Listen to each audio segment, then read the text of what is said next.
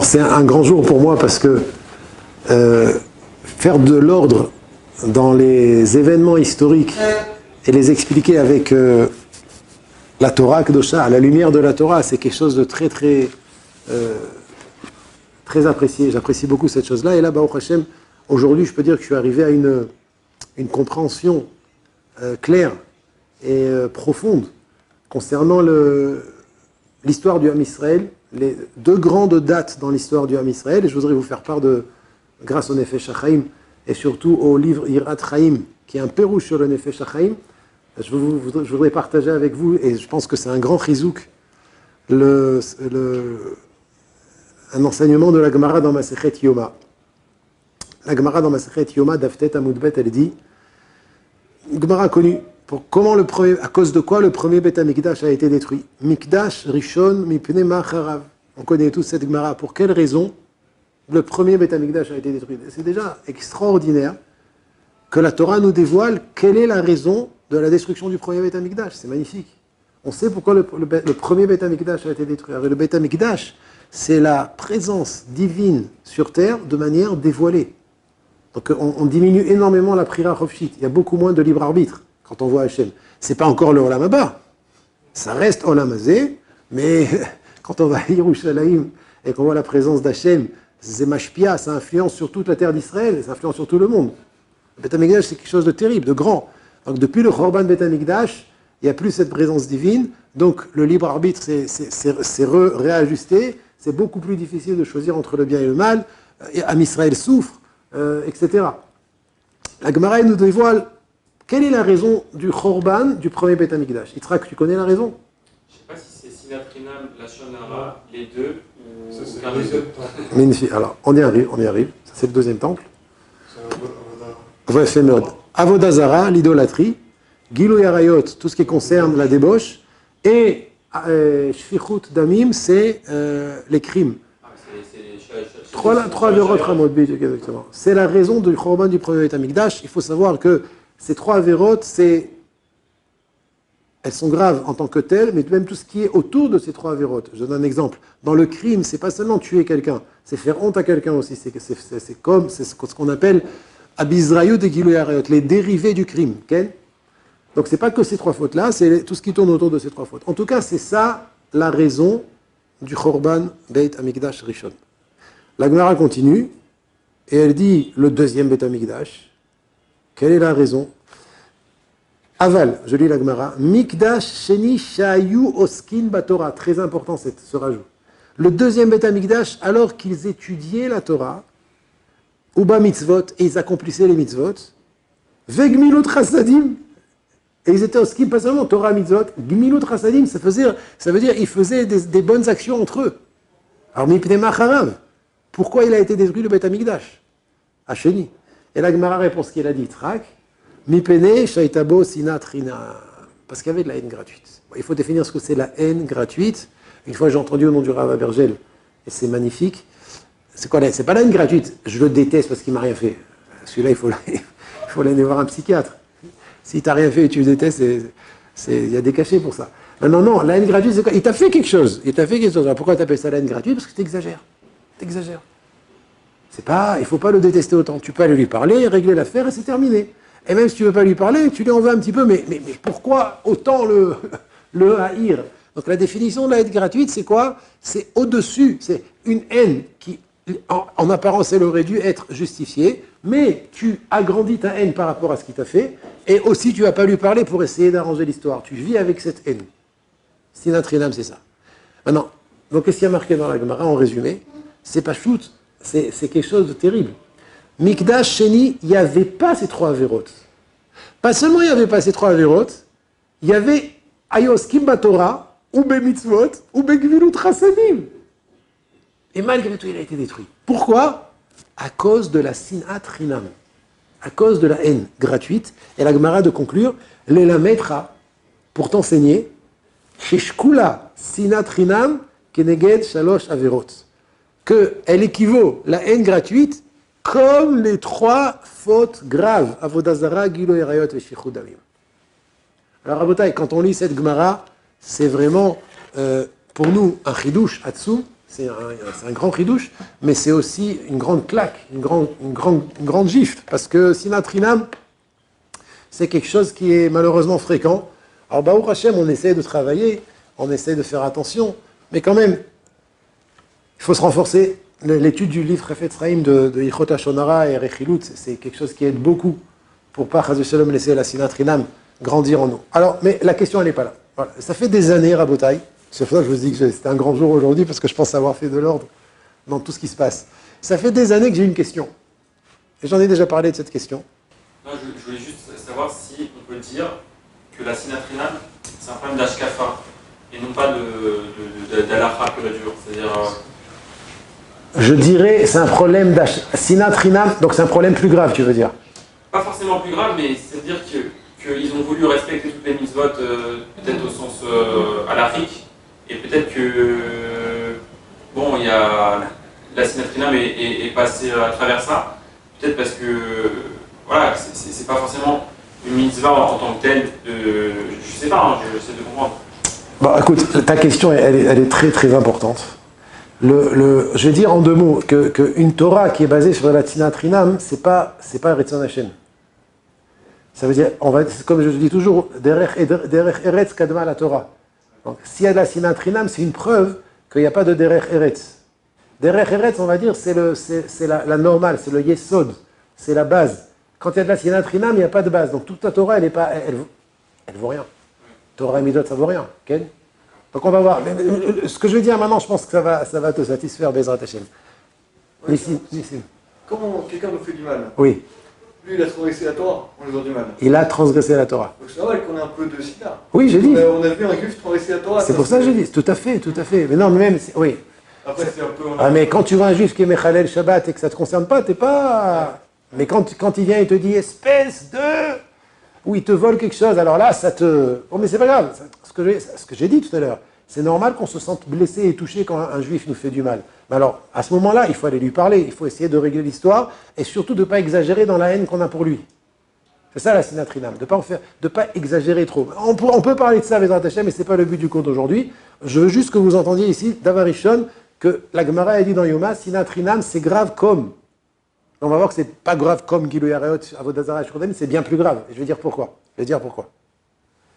Donc je disais tout à l'heure que j'avais une grande question depuis des années. C'est quoi ma grande question? Le Nefesh HaChaim dans Shar Kaf Bet, il ramène le fameux enseignement connu c'est un midrash que Rabbeinu Yonah ramène dans Shar Teshuvah, qui est ramené ici, le midrash dans Echa, Megillat Echa. Et là-bas, il y a un midrash terrible. Voilà ce que dit le midrash, certains doivent le connaître. Matzinu, sheviter akadosh baruchu al avodazara vegiloy arayot veshfichut damim. On a trouvé qu'Akadosh Baruch Hu était prêt à pardonner les 3 fautes graves. Velo viter al maasa shel Torah. Et il n'a pas été prêt à pardonner le délaissement de la Torah. Chez Nehemar, comme il est dit. Alors ce passage qu'il est dit dans Yirmiya, Jérémie.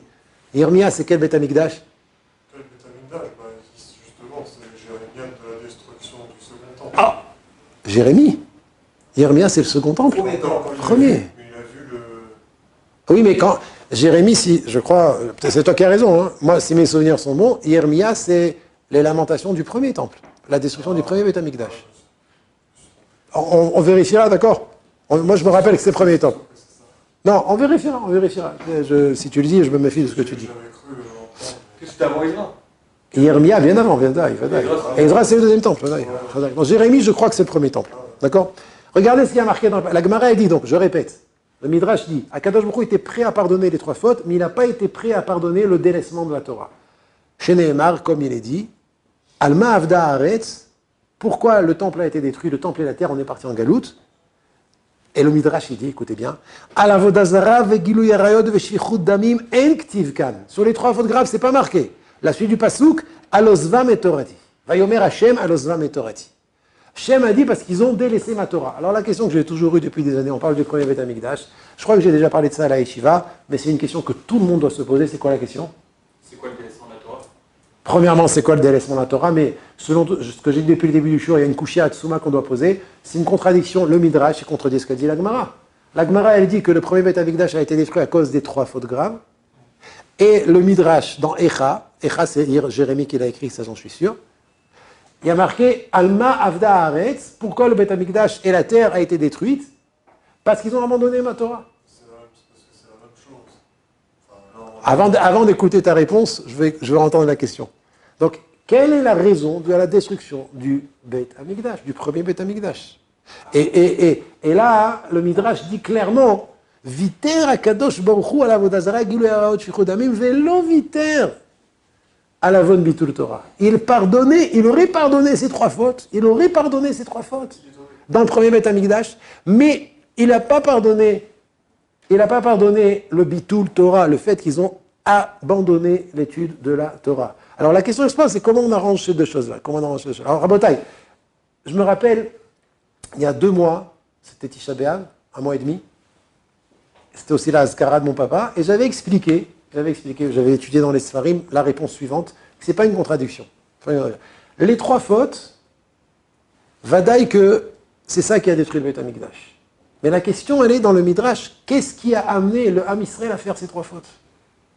Réponse, parce qu'ils n'étudiaient pas la Torah. Ils n'étaient pas proches de l'étude et de l'accomplissement de la Torah. Quand des Juifs sont shkouim, ils sont pris par l'étude de la Torah, alors ils ne seraient pas arrivés à ces 3 fautes graves. Et donc, il n'y a pas de contradiction. Bémet, les fautes qui ont fait que le Beth Amikdash a été détruit, le premier, c'est Avodah Zara, Gilui Arayot, Shichud Damim. La question, comment ils en sont arrivés là? Parce qu'ils étaient loin de la Torah. Un homme qui est proche de la Torah, il est loin des fautes. Un homme qui étudie la Torah, il s'élève.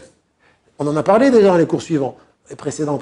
En étudiant la Torah, alors on s'élève au-dessus du Yetzirah. On n'est pas amené à se faire certaines fautes. Alors, le simple fait qu'on est assis dans le Beth Midrash des heures en train d'étudier la Torah, on se sanctifie. Donc on n'est pas amené à des situations à faire des fautes. Bon, ça c'est une première réponse, mais je vais approfondir un petit peu. Nissim. Il n'a pas pardonné à Avodah Zara, Gilui Arayot. Il n'a pas pardonné parce qu'il n'y avait pas de Torah. Oui, s'il y avait eu la Torah. Voilà, exact, c'est ça. Alors maintenant, on arrive au Icar. Le chidouche d'aujourd'hui, c'est ce que je veux dire maintenant. Rabotai, ce que je vais vous ramener maintenant, c'est grâce au Rav Yirat Chaim, qui ramène au nom du Natziv de Vologine. C'est quoi Natziv? Naftali Tzvi Yehuda Berlin. Ouais, de Vologine. C'était un de ses descendants au Nefesh HaChaim. Il explique comme ça. Dvarim Loré. Comme je vous ai dit tout à l'heure dans la Gemara, on dirait qu'il n'y a que dans le deuxième Beit HaMikdash qu'ils étaient Oskim Batorah. Vous vous rappelez, je vous ai dit de faire attention. La Gemara, elle dit, au sujet du premier Beit HaMikdash, pourquoi il a été détruit? 3 fautes graves. La Gemara dit, et dans le deuxième Beit HaMikdash, Shayu Oskim Batorah. Dans le deuxième Beit HaMikdash, la Gemara dit, Ayu Oskim Batorah, machma, que dans le premier Beit HaMikdash, le rov du Ham Israël n'étudiait pas la Torah. Dans le deuxième Beit HaMikdash, qu'ils étudiaient la Torah. Mekaimim mitzvot, vegmilut chassadim. Pourquoi il a été détruit? À cause de la sinat chinam. Vous entendez, Rabotai? Alors il dit le Natziv, j'arrive à toi dans quelques instants.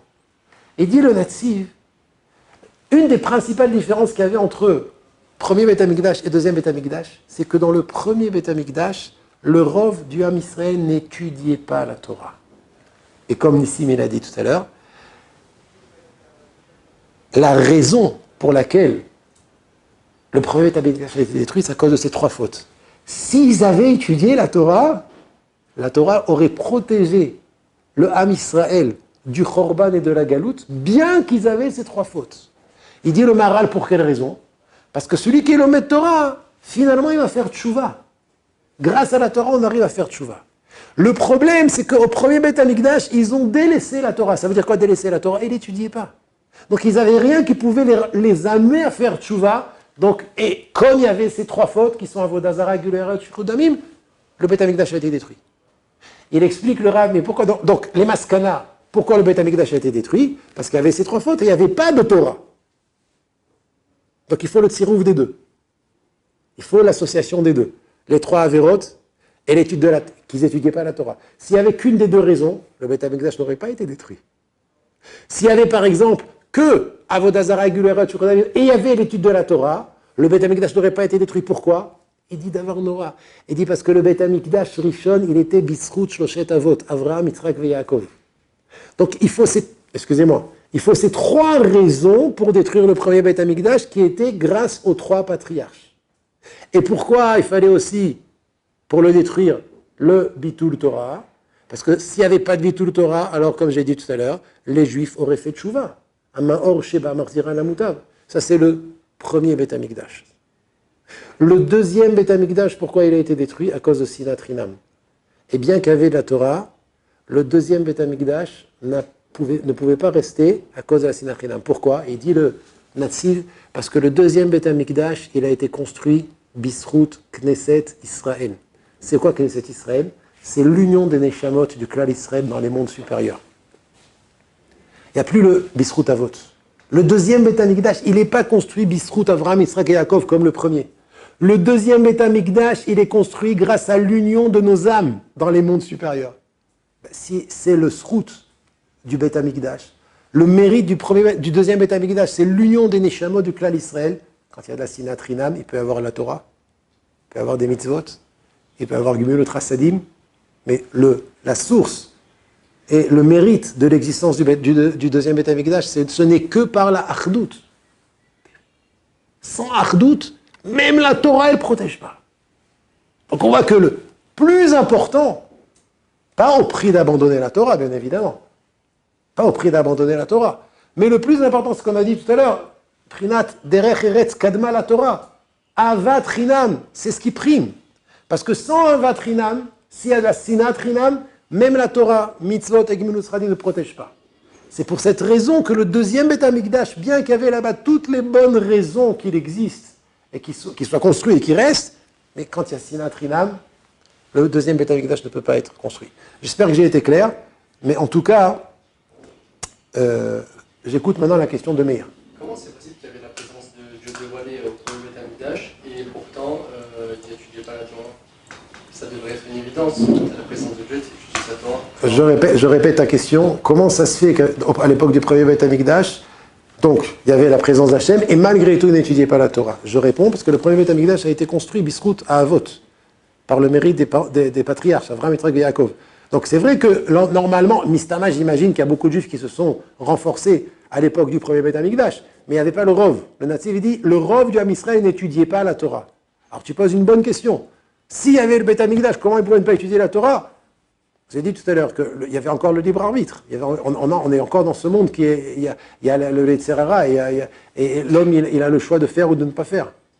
Mais comme c'était pas Bisrout Knesset Israël, c'était Bisrout à Avot, donc il y a une Metsiout comme ça. Il y a une Metsiout qu'on peut voir le Beth Amikdash et ne pas étudier la Torah. Ouais. Knesset Israël. Sinat Rinam, c'est mitnaged le Knesset Israël. C'est mafrid ben Knesset Israël. Ça sépare.